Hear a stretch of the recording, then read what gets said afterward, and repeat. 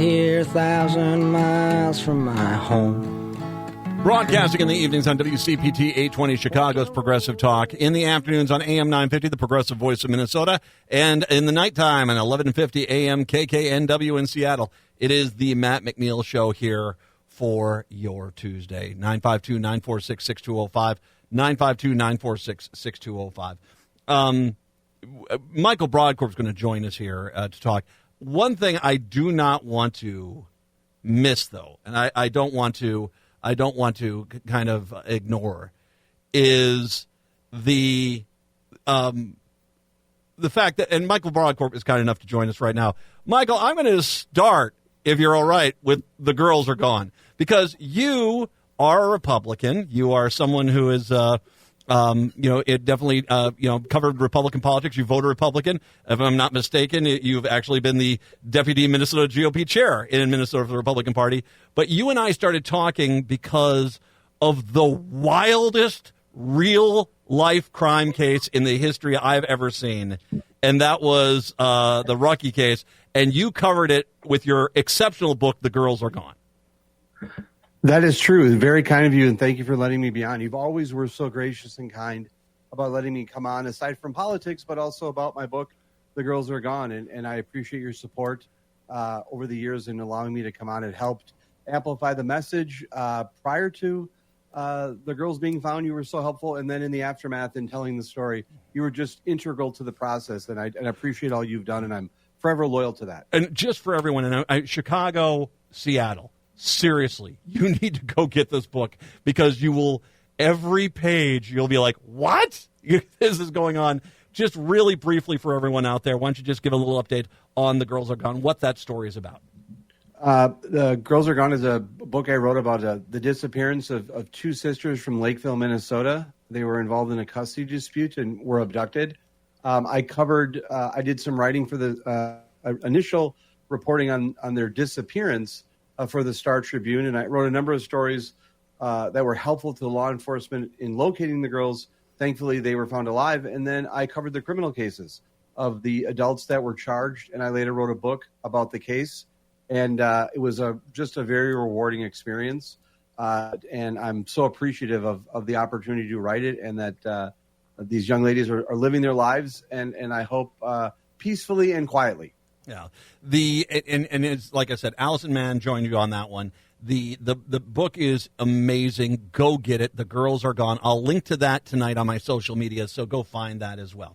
Now, the main reason I'm actually having you on is a different reason, and that is the announcement that you made in regards to this upcoming presidential election. I'll just let you take the floor on this. Well, I am someone who has. I am a Republican, and I've done a lot of introspective and journey look at that over the last 10 days. But I have never voted for, never supported Donald Trump, and I was what would you be considered to be a homeless Republican, in a sense that I didn't have a home, didn't feel comfortable inside the Republican Party with Donald Trump as being the lead, as being the main voice and messenger of the party. And so I have not been supportive of his campaign. And as I said, I didn't vote for him in 2016, didn't vote for him in 2020. My intention was this election cycle I was going to write someone in. I was leaning towards writing in Liz Cheney and Dean Phillips. My pick was going to be Liz Cheney and Dean Phillips for president and vice president. And so it was, but what happened is because I was concerned a little bit about Biden's performance, both of the candidates, I think, being somewhat elderly and old, want to be as respectful as I can. But the debate performance by Biden changed that. I was more concerned and really frustrated. And then my intention was to still do that. But then something happened in the last 10 days, which was Donald Trump's appearance at the National Association of Black Journalists event. And that changed my perspective. And I said, it's time I have to make a different choice. And so I started examining. I went through this kind of soul-searching process of if I was a Republican still, and where were my beliefs inside the party?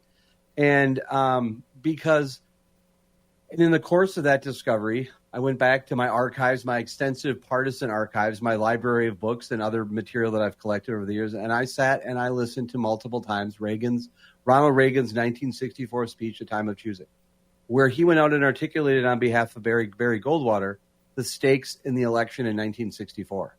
And I listened to it and I listened to it. And I came to the conclusion that I'm still a Republican. And although I disagree with things, I'm still a Republican. It would be easier for me to just go out and say I'm a Democrat and be done with all this stuff. Mm-hmm. But I am a Republican at my core. And so I had decided that I had said on my podcast that I was going to be, that I'd changed my position, but I had not told my podcast co-host what that change in position would be.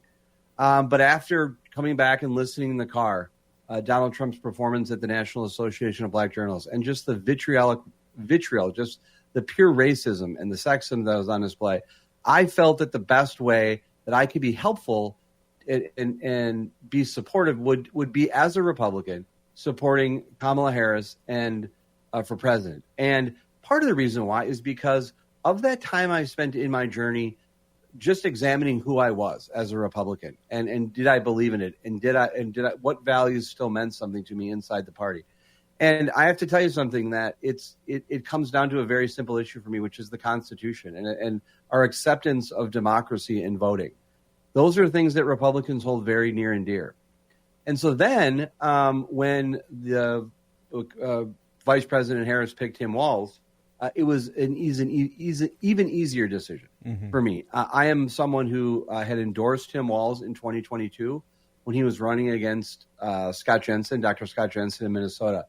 I have grown to become quite a fan of Tim Walz. I was active in party politics at a variety of levels. Congressman Walz was elected in 2000. Governor Walz was elected as a congressman. So when I first came a part of and becoming aware of Tim Walz is when he was a candidate, and then he was a member of Congress, and then he ran for governor and was elected. And where my affinity for Tim Walz came and from his leadership is where a lot of people break, particularly in my party, in my Republican Party, is during the pandemic. And to this day, there are still people out there who I think have such vitriol and hate towards Governor Walz for the pandemic. And I don't have that same level of feeling. And I proudly supported his endorsement, probably supported his campaign in 2022, because I think it's important that Republicans, we don't have to be robotic with our voting. And I haven't been robotic as recently as I have been in previous years. But it's important that Republicans aren't. And so I made this decision I spent well over close to a week kind of writing and listening and reading and kind of soul searching. I knew I was going to make this decision, but then I came out with this op-ed yesterday. And I have to tell you something, Matt. I have never felt better about a political decision that I make. And let's be very clear here. You're still going to vote a lot of Republicans down the ticket. This is sure, absolutely. I voted in the Republican primary today in the 2nd Congressional District. But I cannot begin to tell you how much of a smile I've had on my face. Because it was interesting because I felt this again. I was not someone, first of all, I've been very transparent that I was not a supporter of Donald Trump. Yes. Been very transparent with people about that. Yeah. And so I've never had this type of situation of where so I don't have statements like J.D. Vance where he, referred to him as America's Hitler. I don't speak that way. I don't speak that way about Republicans or Democrats. I don't speak in that language. So I don't have these issues. And so my commentary on Donald Trump over the last nine plus years since he entered the kind of the political landscape was to just largely be, I don't support it, not my style. And I quietly voted the way I did, but I did not vote for him in 16 or 20. And earlier this year in Minnesota, I voted for Nikki Haley in the Republican primary because I was hoping for there to be an alternative. But that changed, as I said, on that report, on that National Association of Black Journalists event. I think a lot of my feelings about Trump finally came out and what I truly believed he was and what I believe he is. Mm-hmm. But I have to tell your listeners and I have to tell you, Matt, that I have felt so good about it. I've had such a smile on my face. I've been just in a great mood. The response has been overwhelmingly positive. There's a few Republicans that are upset, and I expected that. Yeah. But far more positive than what I expected it would be in terms of reaction. And I've had a lot of people reach out to me and ask me to explain. So I've had a lot of conversations. Well, and if I can, the Mesa, Arizona Republican mayor came on out and kind of a similar thing. I mean, I'm going to endorse Harris. We can't go with Trump again. And, I mean, you do have this. There are a lot of moderate Republicans, Reagan Republicans, old school Reagan Republicans, not kind of the modern version of it, but the guys from the 80s that were, kind of more socially liberal and fiscally conservative. And they're out there, and you're not the only one I've talked to that sometimes they look around and it's like, what party is this anymore? Oh, I would agree with you. And I would agree with you. And I think what you get from Republicans and with the kind of response I've gotten is, well, how can you agree with them on any of the issues? That's true. I disagree with them on a lot of the issues. Yeah. I did disagree with them. But I don't disagree with them on, I don't believe that they're going to want to suspend the Constitution. I don't believe they're going to try to. I don't think they're going to engage in any type of political discourse that's going to lead to an insurrection at the Capitol steps. I believe that I think that Harris and Walz, Vice President Harris and Governor Walz, will commit themselves to a peaceful transfer of the election. And should Trump and Vance win, which I don't think that they will, but I have the utmost faith that Vice President Harris and Governor Walz, President Harris and Vice President Walz would be good stewards of the Constitution and democracy. Yes, I will disagree with them on policy, but I don't have to worry for the next 4 years about either one of them attempting to suspend the Constitution or engaging in an insurrection or having that type of violent rhetoric that we've seen over the last few years and what we saw under the Trump administration. People are exhausted right now. Mm-hmm. I cannot begin to tell you how exhausted I think Republicans are. And I wrote my op-ed in a very specific way. First, it was true to how I feel, and I wanted to tie and write, but I wanted to use it as a launching point for discussions. I hope I laid out a pathway for Republicans to have a conversation about this race and what they can do. But I have to tell you something. I am so proud of it, and I'm so happy that I made the decision. I feel comfortable with it. I feel comfortable saying that I don't agree with Vice President Harris and Governor Walz on everything, but on the core beliefs of this country and the Constitution and affirming the institutions that we have, I'm so comfortable in my decision. You and I often talk politics because you and I remind each other of what politics used to be. We might not agree on something. We might look at each other and say something to the effect of, well, I think there should be less school funding and people have more choice. I feel as if, well, we'll give more money to the schools, let them make the decision. These are discussions we used to have. Education, health and human services, transportation.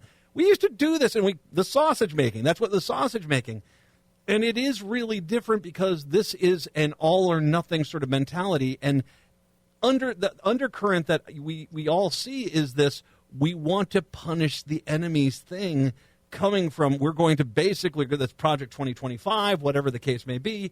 There is, as you say, it's exhausting. It is. I think one of the reasons why Harris and Walz is resonating is because happiness, joy, people with smiles, it feels very different than politics have felt in a long time. I have to tell you something. It was almost instantaneous with me because I knew that there would be some issues, that there'd be some pushback. The response has been incredibly overwhelming. And by the way, I have to say to you something. I'm a romantic about this country, and I love the institutions of this country, and I love America. And I've been walking around with my USA cap from the Olympics. I've never felt better about elections, what the hope and opportunity that this country has, based on and that I think embodies both Vice President Harris and Governor Walz. And let me speak to that. I listened to Reagan's 64, A Time for Choosing. I listened to his speech in 76 in front of the Republican National Convention, his acceptance speech in 80, his acceptance speech in 84, his 88 address, his farewell address in 94. I went through a whole bunch of my archives, read a whole bunch of books as I was examining this process. And I will tell you something, that there is, without any hesitation, Donald Trump and J.D. Vance do not speak like Republicans did years ago. And what the hope and optimism and the teamwork are really a part of Harris and Walz. All right, we're going to take a break here. I want to come back. I want to bring up two specific individuals and see how this helped weigh on your decision here. Michael Brodkorb is joining us today to talk about his political decision. We'll come on back. It's the Matt McNeil Show here on your Tuesday.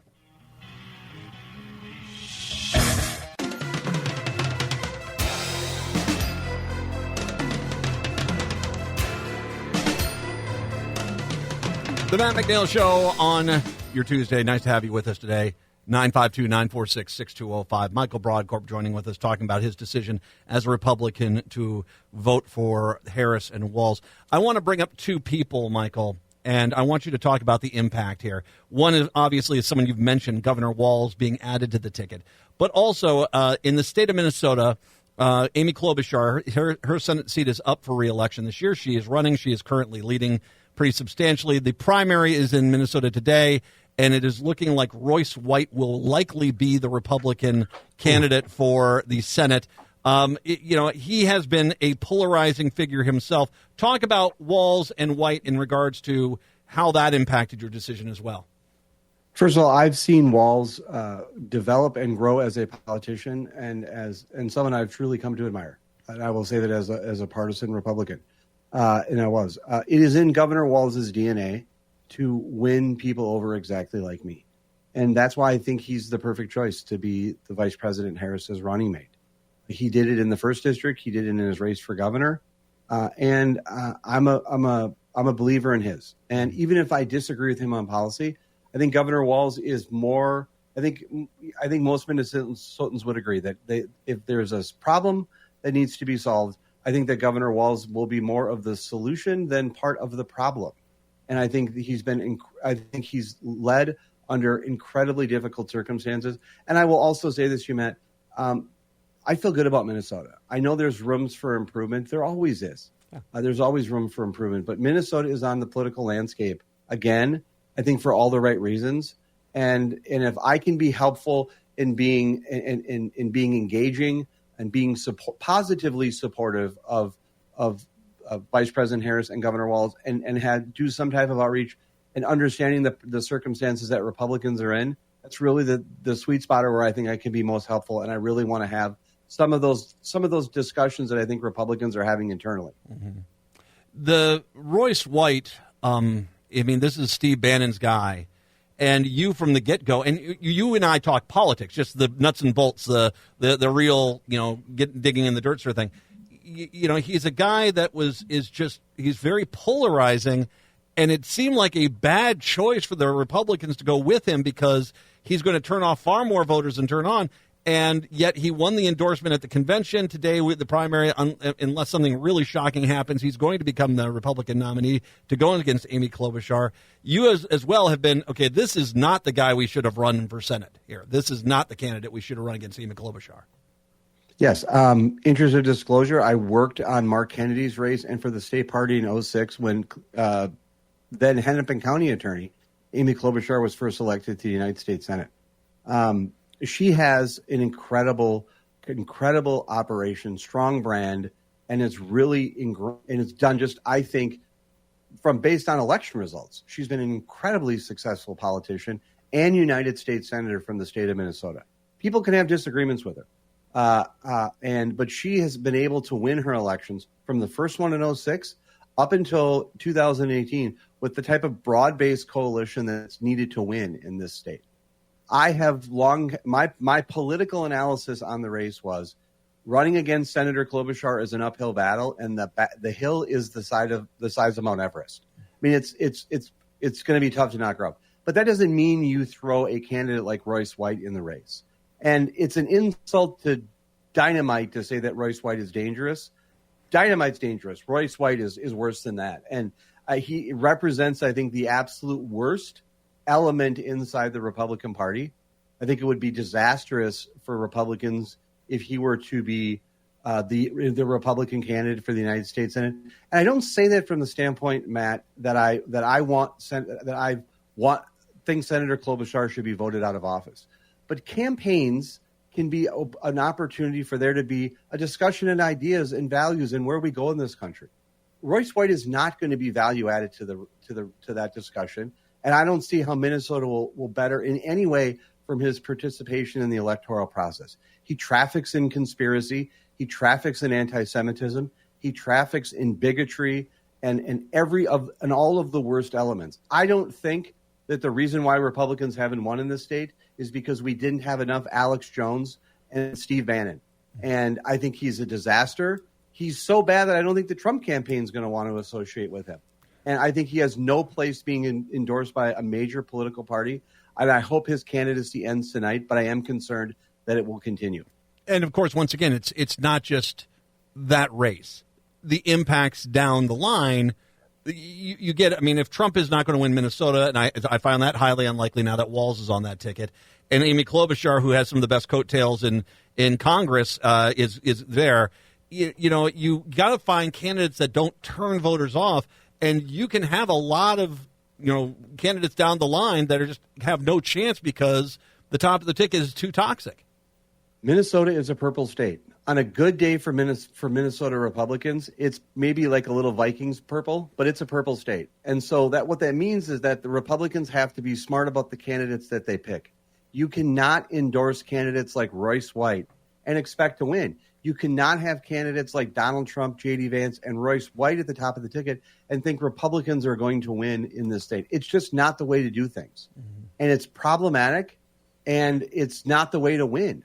And his conduct and his behavior has been absolutely offensive and outside the bounds of normal political discourse. And Matt, as you're out of your non-Minnesota listeners might not know, but you'd be hard pressed for any Democrat in the state to ever say I've ever pulled a punch when it came to partisan bickering. Royce White just engages in absolute foul-mouthed gutter talk, and he's the type of candidate that walks into a room and can find a way to offend 5 people in a room where there's only 4 people in there.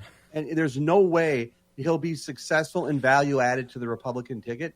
And when the election's over with, and if Republicans, depending on the outcome, if Republicans aren't successful, the list isn't going to be pretty difficult to understand why they're in the mess that they're in. You and I don't agree on a lot of politics, but we agree on Harris and Walz. We'll have that, and you're still my friend, because that's one thing I do like about you, Michael, is that we can still be friends and talk politics. The Girls Are Gone. Go find that book. I cannot recommend that book enough. That book is nuts. Michael Brodkorb wrote that. Michael Brodkorb wrote the editorial that's in the Star Tribune about him voting for Harris Walz. Michael, thank you very much. I appreciate the time today, my friend. I can't wait to be back to talk Vikings soon. Yeah, I don't know. We'll talk about what happened today in just a little bit. Yes. Thanks, Michael. Seattle, Chicago. We will talk to you tomorrow. Minneapolis, St. Paul, hour 2 up next.